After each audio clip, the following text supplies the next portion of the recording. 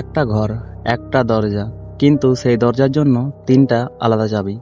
আর সমস্যা হলো তিনটা চাবি সঠিক। আমি নীলা। একটা পুরনো বাড়ি কেনার পর এই রহস্যটার সাথে আমার দেখা হয়। বাড়িটার মালিক মারা গিয়েছিল আর বাড়িটা 10 বছর ধরে বন্ধ ছিল। আমি বাড়ি পরিষ্কার করতে গিয়ে দেখি একটা ছোট্ট কাঠের বক্স পেলাম। ভেতরে তিনটা চাবি আর একটা কাগজ। কাগজে লেখা সঠিক চাবি বেছে নাও, কিন্তু নিচে আবার লেখা তিনটাই সঠিক। আমি ভেবেছিলাম এটা মজা, কিন্তু বাড়ির ভেতরে একটা দরজা ছিল যেটা লক। আমি প্রথম চাবিটা ব্যবহার করলাম, দরজা খুলে গেল।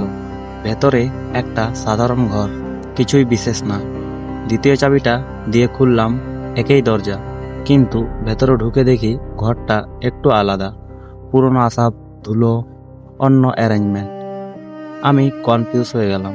তৃতীয় চাবিটা ব্যবহার করলাম, দরজা আবার খুলল।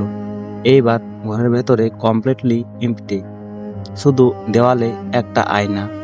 আমি আয়নার সামনে দাঁড়ালাম, নিজেকে দেখছিলাম, কিন্তু রিফ্লেকশন একটু দেরিতে নড়ছিল। হঠাৎ বুঝলাম তিনটা চাবি মানে তিনটা আলাদা ভার্সন, একই ঘরের তিনটা সময়, পাস্ট, প্রেজেন্ট, ফিউচার। আমি আবার প্রথম চাবিটা ব্যবহার করলাম। এবার খেয়াল করে দেখলাম ওই ঘরে একজন মানুষ বসে আছে। সে ঘুরে তাকালো, আর সেটা আমি নিজেই।